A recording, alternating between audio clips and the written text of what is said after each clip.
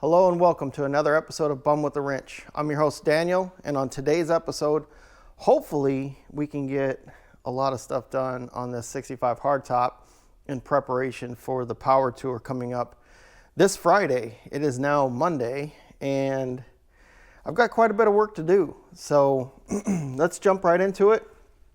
And let me break it down and kind of tell you what my plan is for today. I need to get this intake manifold changed. Over the weekend, I did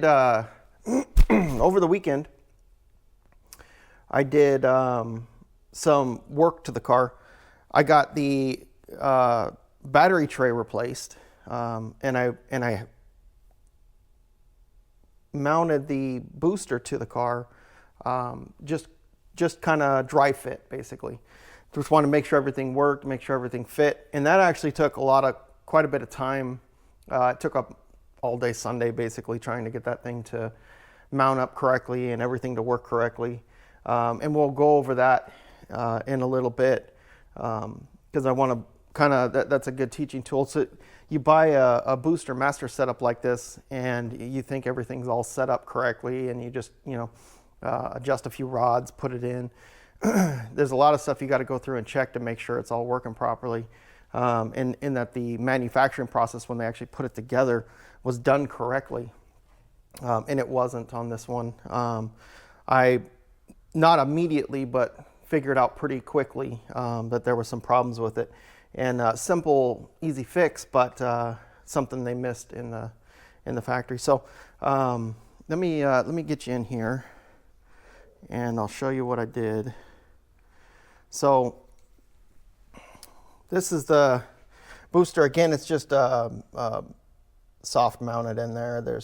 I just hand did all the nuts on the backside. I do want to paint it. I'm not extremely worried about the paint right now. Obviously, there's a lot of work that needs to be done to this car to get it ready. But again, that's just sitting in there. I just undo the 4 bolts or nuts on the firewall there, and then drop the rod on the inside and pull that thing off. So it's just sitting there. But the main reason that I want to jump over to the intake manifold is because with that nut there, it'll give me more room. So once that's there with the master and everything hanging off it, it really kind of takes up a lot of room in this area. So I want to get the manifold done. So that's going to be number 1 on the list today. I should be able to just go through that, step by step and just done. And then we can jump back over to the booster and master.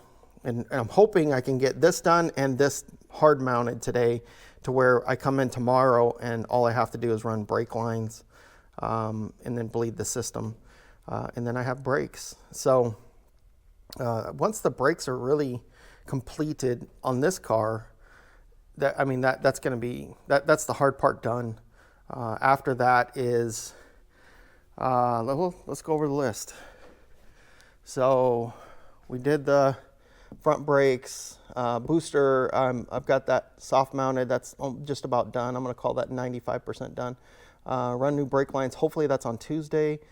Check axle run out when I get it up on the hoist on Tuesday to run the brake lines. Then I can do that. Service the transmission at the same time. Replace intake manifold. We're on that today. Change the spark plugs. Read the plugs. See if I need to go up or down in temperature, and also possibly rejet the carb. Battery tray. Hold down right here. Battery hold down. That is done. I changed the tray. Don't need to worry about that. But the battery, the positive connection, obviously super fast. Clean the car seat covers. Stickers are on their way. Don't break down on the I-15. That's the main goal. So what I did was, sorry, I'm still fighting this cold from that last cold that I had. Nose is still a little bit runny. So I took the tray out of this car. And that's what this looks like. This was one of the bolts for it. This thing is corroded. This is the one that I could actually get off, and that was this one here, the one in the middle. The one on the ends, I actually had to cut them off, but that's what this looks like. This thing is hammered. You know, that's what battery acid does. So no big deal there. What I did was I just went ahead and sorry, I get a lot of those robocallers. What I did was I took the battery tray out of the 7-liter because it had some kind of, you know, they had cleaned it up and it had like some pitting and stuff in it. And again, I want this car to be really, really nice. So I ordered a new battery tray from Eckler's. They have it listed as a Thunderbird battery tray. They're all the same, guys. Obviously, you just want to make sure it looks the same. It's got the same. They're not all the same, like the pickup trucks and stuff. They have a little bit different one, but a lot of the cars. So if you're looking for parts for a Galaxie, a lot of the T-Bird parts will actually work on this, and a lot of the T-Bird parts are being remade. So, so that's what I did. $35 off Eckler's, and I got a brand new one coming. Unfortunately, it won't be here until after the power tour, but it's in perfect time for the 7-liter. So the 7-liter will get a brand new one. It'll make that look a little bit better under the hood. You can see this one's got some pitting and stuff in it. So there's nothing wrong with this. This is perfectly fine. The thing is absolutely fine, but I need a battery tray. I ordered a couple off of Amazon, but I don't want to cut and hack on this car just to fit a battery tray that I'm not going to keep. You know, and the stock one's $35. So did that. That's done. So I can cross that off the list. I got a little bit of electrical to clean up. You can see this rat's nest worth of electrical over here in the corner. It's actually not as bad as it looks. Yeah, I just need to clean that up. So a couple minutes, maybe an hour, clean that up, change that battery cable, and that's done. So first thing this morning though, I did a little shopping on eBay over the weekend. I found some parts. So I have a 65 left front inner fender that I just bought off of eBay. And I also bought a 66 left front fender in perfect condition off of eBay. Both those parts are in Hollywood. I got to go pick them up. So I'm going to do that first thing this morning. And then when I come back, I'm going to jump right into this. So it's going to be a long day today. I want to make sure I get that manifold off and changed. I have the new manifold sitting somewhere. I don't know. It's in this big pile of mess, but it's here. I just need to spray it black, and then we can put. I got gaskets and everything. We'll put it on the car, and so that should be good. I think that's gonna help out. I'm really wondering if this has got an intake manifold leak.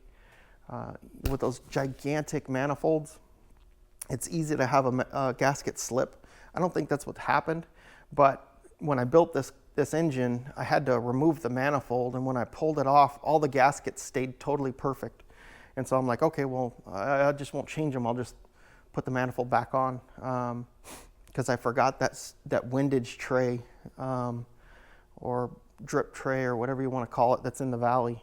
So I popped that back in there and then put the manifold back on. But I'm wondering if the gaskets aren't sealing right, and then maybe that's where I'm getting that whistle from. I also have that exhaust crossover tube that's halfway blocked off with just a little pinhole in it. That could be the whistle too. I mean, basically that's how you make a whistle. You make a hole and then you got a little tiny hole, you know. But anyways, so that's the plan for today. So let me run out to Hollywood, pick up these parts. I'm gonna look, he's also got a hood and a left front fender for a 65. So I'm gonna take a look at that stuff. The fender's pretty hammered. I'm not sure if I'm gonna get that, but the hood, as long as it's in good shape, I need a hood for the yellow 7-liter. So, and the guy's prices are fair. He's not one of those guys that are just like, oh, you know, I want $1 billion for this rusted up junk. You know, his prices are actually really good. So it's nice to finally find someone that understands that, you know, just because you got a part, it's not worth $1 billion. So, really nice guy. So I'm gonna go grab that real quick. I'll be back and then we'll jump right back into this. All right, guys, I am back. I got a pickup truck full of goodies. Unfortunately, it took about until lunchtime to get everything all done and back here at the shop. So I'm running low on time today, but still got the plan. I'm gonna pull this intake manifold off, get that replaced. I gotta check to see if I have any of that black spray paint. I might have to make a parts run. Hopefully not. Hopefully I got a little bit in a can laying around here somewhere. But I got to get this off. So I'm going to bring you guys along on this adventure because I've been doing a lot of the, explain what I'm going to do and then cut to it being done. It always takes a little bit of investigating and doing to get the job done. So let me show you guys what I got here. So when I first got this, this rod was not on here. This is what I got. So this arm I replaced. This arm used to be on it. And remember, this booster is kind of for everything. GM, Chrysler, whatever you got kind of thing. It's made to kind of fit anything and everything. So so they want to give you all the parts to do whatever car you got. So it came with this rod on it, and I thought I was going to have to trim this. It has another piece that goes on the end that has the little hole to go to the brake pedal, and you just kind of trim this rod to whatever length that you need. Fortunately for me, in this kit, it came with this gasket, this little rubber boot, and this arm. When I looked at the old setup and I looked at this arm, they were identical. So I knew right off the bat all I had to do was replace that arm with this arm, which is great. It gave me a boot to keep the weather out and this little seal against the firewall. But the problem I ran into was this one right here. So this arm, when they installed it in the factory, it didn't thread all the way down onto the rod. And so what was happening was when you sighted across these two, or you put something flat across, because remember, this is what mounts to the firewall. When you put something across right here, that rod actually protruded, stuck up past that. So if I were to just bolt this right into the car, what would happen was the firewall would have pushed on that rod for one, and then every time I hit the brake and released the brake, that rod would have came and hit the firewall every time. So when I took it apart and looked at it, what it was this little fitting right here. It threads onto that rod, and it had a little burr on it. And so I just simply ran a tap through it, cleaned that burr out, and then threaded that thing on all the way. And then now it sits underneath that bracket, so it's flush. So when I bolt this to the firewall, you can see with that piece on there, it won't touch the firewall now. Before, it was pushing out. So it would have hit the firewall every single time. So just because it's a brand new part, just because you bought it from a reputable company, doesn't always mean that the part is going to be perfect in the way that you need it to be. So inspect everything, question everything, and if it has to be fixed, fix it. I mean, you could always send it back to the manufacturer, but what's the point when you could just run a tap through it real quick, fix that problem, and boom, you're all done. So that was my Sunday job. I got this all fitted. Super excited about this. I was really worried about this being a real pain, but it was not. So it went very smoothly. Let me throw this in the car.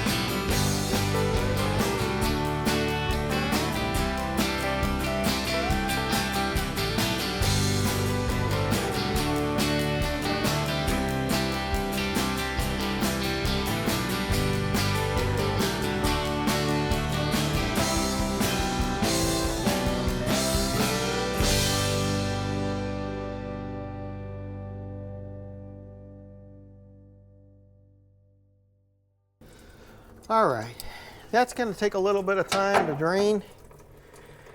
So let me let that drain. I'll get you guys back in here in a minute. I'm gonna go ahead and take off some of this stuff. I'll get the fuel line off. I'll get the carburetor off. I'm sure you guys know how to do all that. And then I'll bring you back in. What I'm gonna do is just drain this out, and then I'm gonna get the shop vac and suck out some of the coolant out of the engine block, because I don't want any of the coolant going into the oil. I just changed the oil on this car, so I don't want to have to change the oil again due to coolant going in there. So let me work on this for a minute, and then I'll get all set up to pull the manifold, and we'll pull that thing off there and see how she looks. All right, guys, we are back.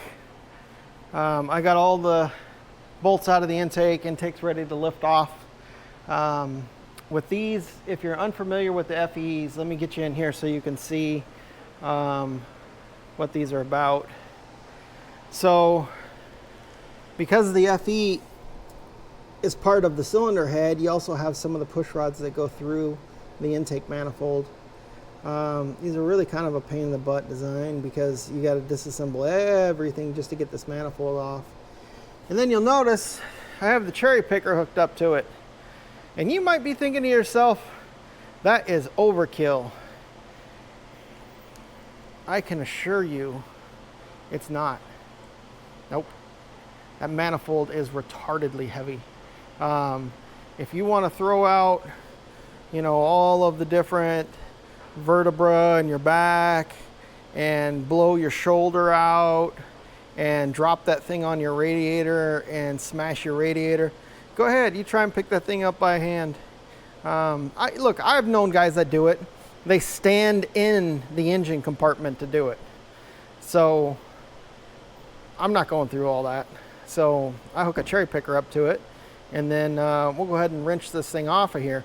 But real quick before we do that, you'll notice on this manifold, this is where the heater hose goes. It's got this half-inch port here, and then I only have one other provision for a water temperature sensor.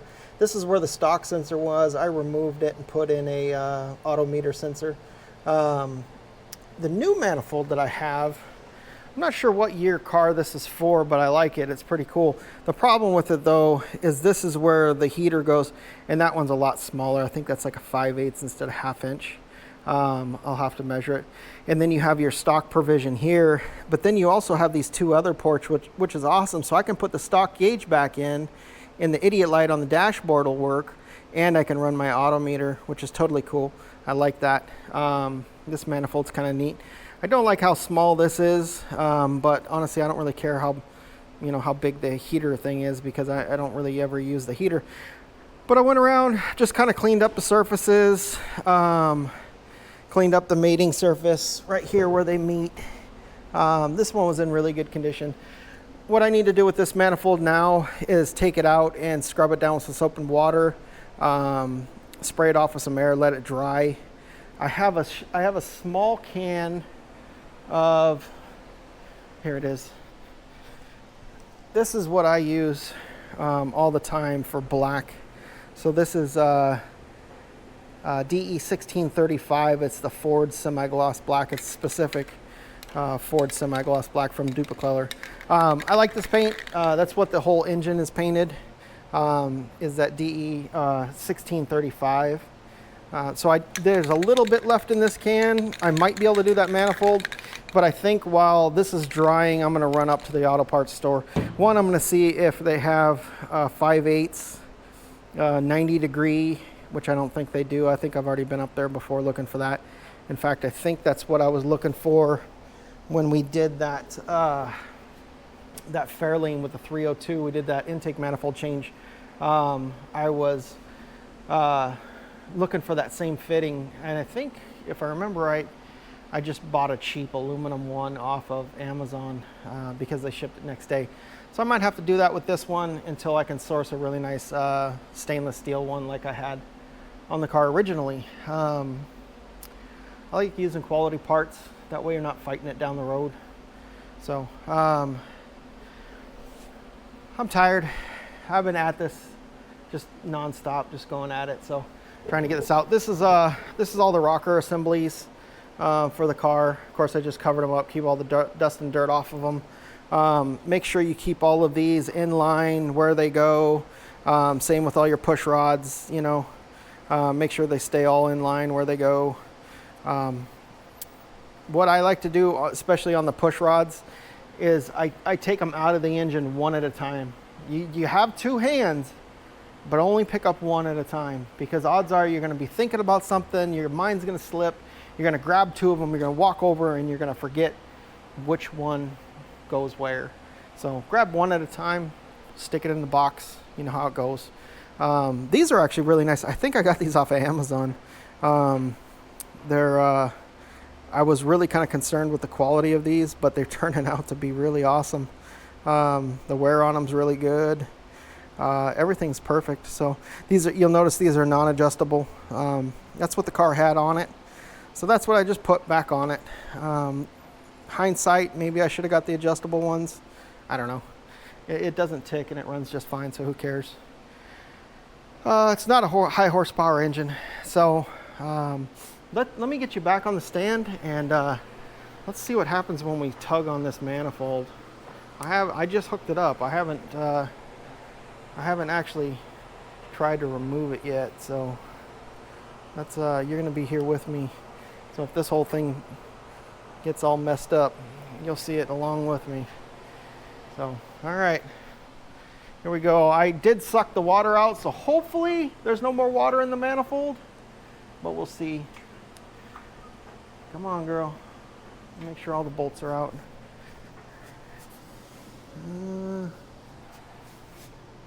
Yeah, they're all out. Yep, everything's clear. Okay. All right, let's see what happens.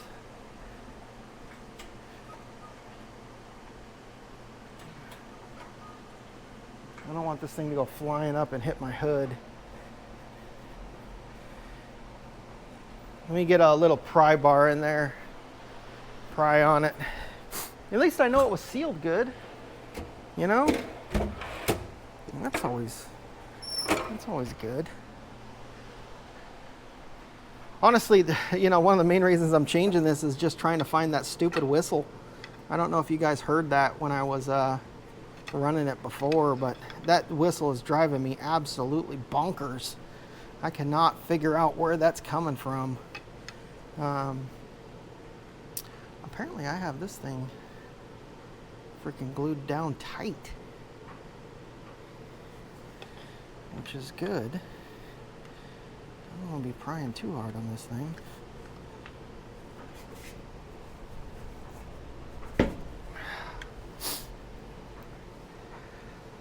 Oh, let's see here. Maybe I can lip it right here. Gonna get underneath that valley. There we go.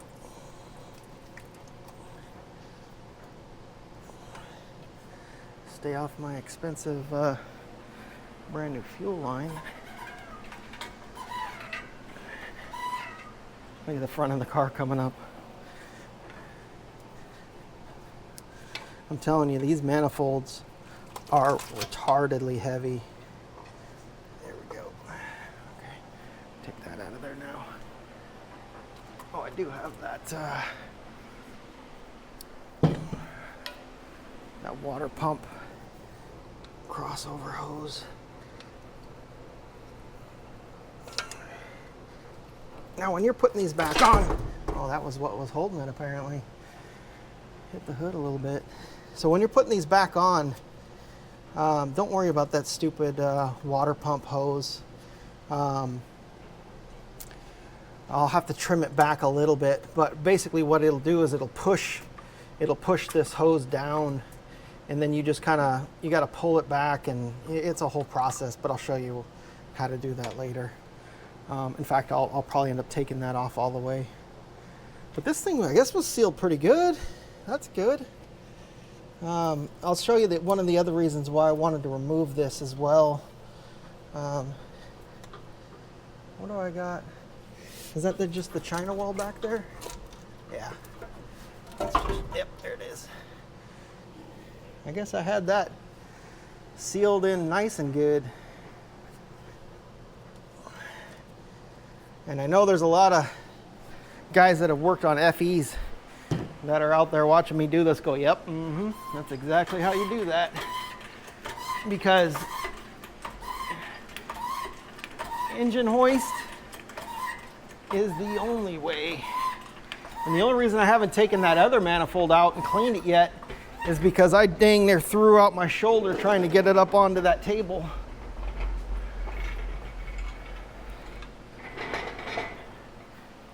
Let me get you, I wish this thing followed you. I've seen those things on the internet where they got the little camera that follows you. I should maybe look into one of those. But, oh, got a little water coming out of it. We didn't have any water going, did we? I don't think so. No, I'm not seeing any water. Let me pull the tray out.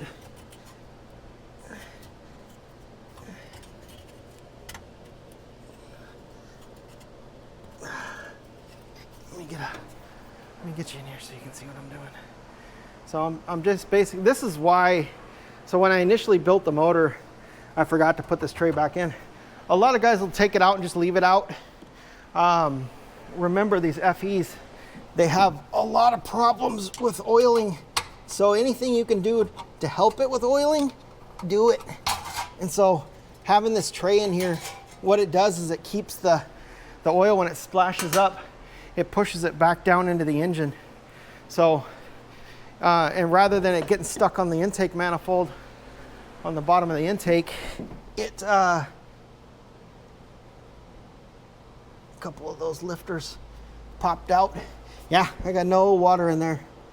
Good, good, good, good, good. That's brand new oil. So I do not want that, that oil going in there. Anyways, what was I saying? Oh yeah, that tray. A lot of guys would take them out, but as that oil splashes in the valley, it splashes up on that pan and then falls back down because it's got a nice smooth surface and stuff on it. And so it'll really kind of just come back down into the oil pan, and then it helps to keep that oil pan full, you know. So sorry, I'm a little distracted because I can see into the intake ports now, and I want to see. Oh wow, there's quite a bit of oil in that. That would be 5, 6, and 5, and 7, a little bit in 8.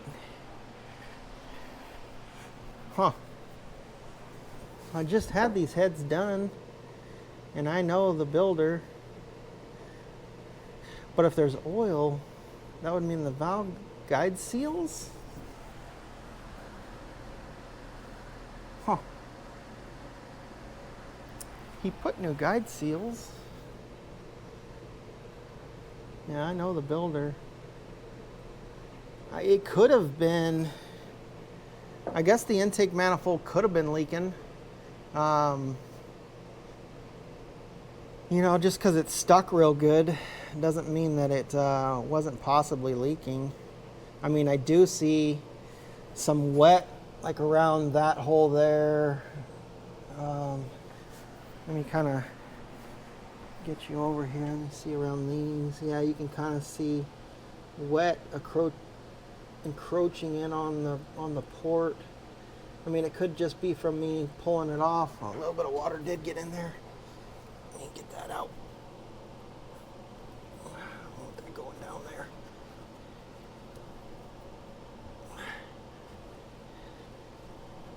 Just a little bit dripped in. It's okay. A little bit won't hurt you. Plus, oil is super expensive these days, you know? So, I did I did the expensive thing and bought the hot rod oil, which, you know, it's not that much more expensive than like just running diesel oil, but you know, when you got to change the oil on this thing every 3,000 miles, I might switch over to some diesel oil. There's absolutely nothing wrong with it. The diesel oil is great engine oil. It doesn't have all of the fake stuff in it that the new ones do, but the new oils are built for these new engines, and so the new engines, they need all that fake crap. These old engines don't want it, don't need it. Makes them run bad and wear bad. So, oh, let me not wipe that so I can, okay. Let me, man, I'm gonna get my camera all oily. Okay, sorry. Okay, so if you look around the ports, you can see how wet they are. I think I kind of wiped this side on accident, but they were wet, like right on the edges, which is a sign of, this side I don't think I wiped, a sign of the gaskets could be leaking. Of course, I'm not seeing anything going down the ports that way, but if you look in the port, I think that's actually coolant sitting in that port. So that one actually got a little coolant from when I popped the manifold off. That one too. That's like a coolant and an oil mixture. Maybe that's what I'm seeing is just, yeah, I don't know. I can't worry about it. What I will do is clean it up. So I'll get in there and get all that out of the ports and get that cleaned up. I mean, the spray doesn't really look like, I don't know, it's weird. It's definitely sitting on top of the valve, so I think that's when I pulled the manifold, it rolled oil, or looks like an oil coolant mix. Kind of weirdo in all of them, but because especially you only have coolant passages on the front and on the back, you don't have them in the middle. But anyways, let me get you over here to this. Let me find it first. Here it is. Okay, so let me get you over here. I want to bring it down, and then I gotta tilt you up so you can see the manifold here. So this is one of the reasons I wanted to remove this manifold, is the gasket that I put on here does not have the provisions for this exhaust crossover. You see how that's capped off? And see, what I was getting was a whistling sound. And if you look at that gasket, see how that's cracked? I don't know if you can see that or not. In the camera, it looks like my flashlight's flashing, but yeah, I don't know. So I was worried that this is what was happening, that it actually cracked the gasket and then was using the gasket and actually whistling.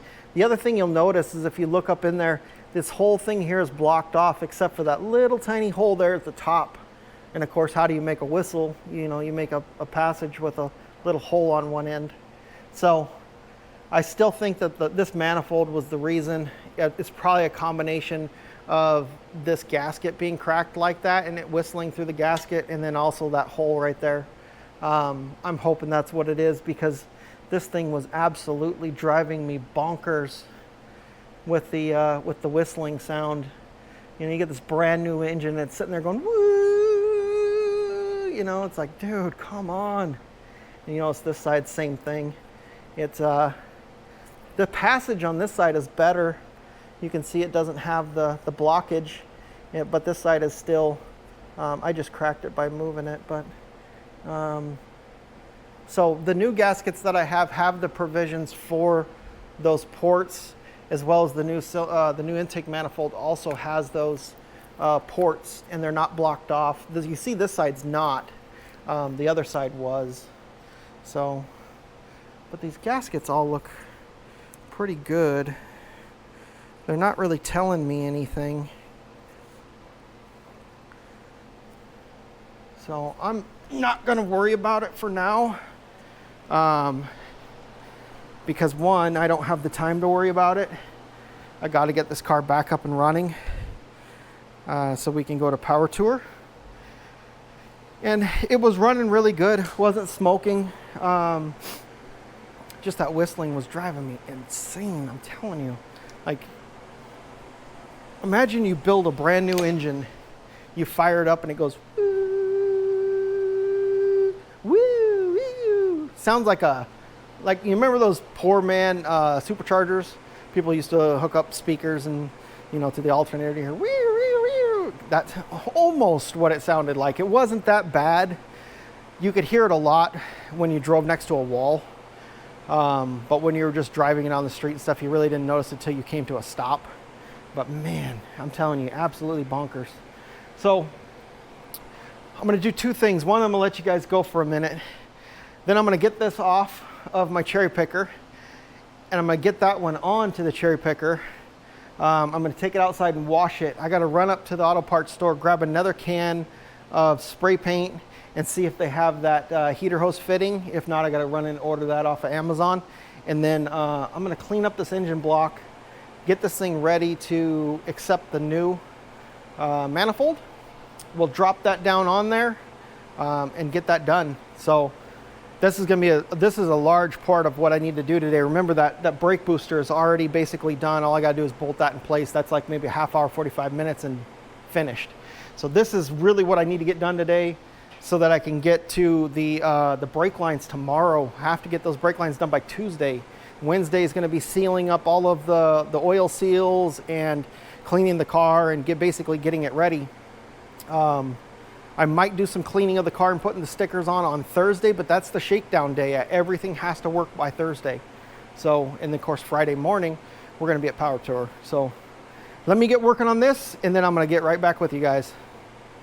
Hey guys, real quick, I know I just let you go, but I wanted to show you this real fast, just so you can get a little better understanding of how heavy that manifold is. Let me show you how much the front of the car actually lifted up. Look at that. This car sat pretty level before, maybe even down in the front end of that car. Look at the gap on the tire now. Those are 18s. That wheel well's supposed to be down into the tire. If it was sat like that, I'd have no rubbing issues at all. But that's how much this intake manifold actually weighs, where the whole front of the car came up. So anyways, thought that was noteworthy enough to pull you guys back in for a couple seconds so you could, check it out. So, all right, let me get to this. I'll be right back with you guys. All right, guys, it's end of the day today. I didn't get anywhere close to where I wanted to be today, but that's the way it goes with these cars. You can't rush things. You just got to take them one thing at a time. Manifold's off, the motor's cleaned up. Let me get you in here and I'll show you what I got going on. So everything's all cleaned up, valleys cleaned up, heads are cleaned up, everything's clean, ready to accept new silicone, new gaskets, all that kind of stuff. So this is all ready to go. I got the intake manifold is painted, all ready to go. So one of the things I struggled with was right here on the front, this water port right here. So the thermostat that I wanted to run was a real big Edelbrock. It was a high flow, but because this is a different manifold, we looked at the date code. This is actually a 64 is what I'm being told.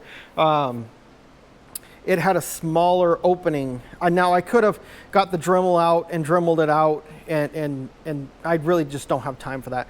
So whenever I buy something, I buy a couple different variations of what I need, expecting something to not work, and that worked out for me because the one I wanted didn't work. But I had another style variation that actually did work. That is considered a high flow.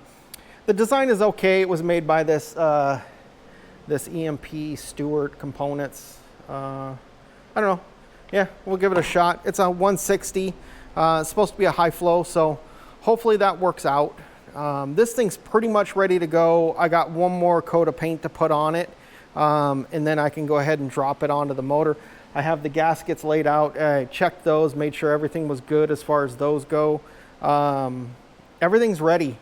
So I need to make one run to the parts store and pick up some silicone, pick up some spray paint, and I'm ready. And then I'm ready to go ahead and bolt this thing back together. The brakes I'm not too worried about. Those will just bolt right in. Everything will be fine. It's just a couple minutes worth of bench bleeding, which I'm going to do on the car. So that'll go quick. It's this that I need to get buttoned up.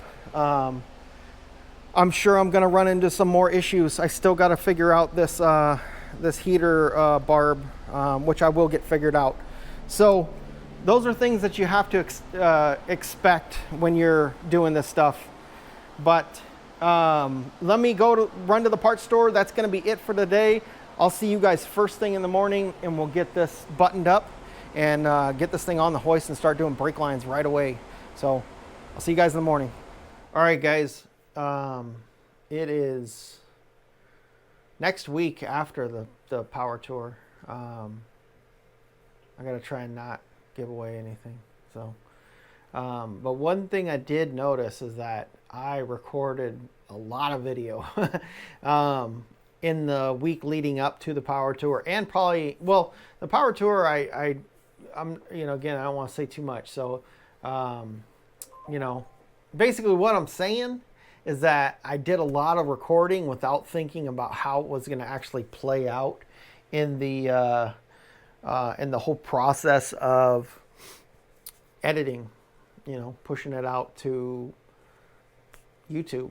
So where I'm at right now, I do apologize to you guys, but I'm gonna have to cut this one off. I'm gonna as soon as I finish editing this one, I'm gonna immediately start editing the next one. So I'm hoping that these videos are gonna come out maybe 2 each day kind of thing. I don't know how many YouTube will let me upload right now, because I only have, like, you know, 60 subscribers or something, 50 subscribers, something like that. I don't know. So I'm gonna get these out one after another. And while I was recording this, in my mind, I was thinking that I was going to be able to edit film and get it out as it happened, kind of thing. And so you hear me talking, you know, in the videos and stuff. And of course, this is the following week after the power tour, and I'm just now getting to the editing part. But it was a crazy, crazy week. I am still extremely tired. So I do apologize for that, but I'm going to cut this one off here. And so I want to thank all of you for your love and support and watching the videos and helping me out by, you know, telling friends, family, neighbors, you know, the mailman as he comes along to check it out and subscribe. I really appreciate it. You know, I'm getting a few new subscribers every week, which is great. The more I can get, the more I can get the word out, the better I can, you know, do. I'm watching a lot of other videos as well, trying to see how they're doing their editing style and the recording style, on what things they are recording and what things they're not recording, that kind of stuff. Everybody has their own style, of course, but you know, I'm trying to refine it to make it a little bit more appealing, and especially in what I'm showing. But thank you guys for watching. As always, please like and subscribe, and the next one will be out right after this one, I promise.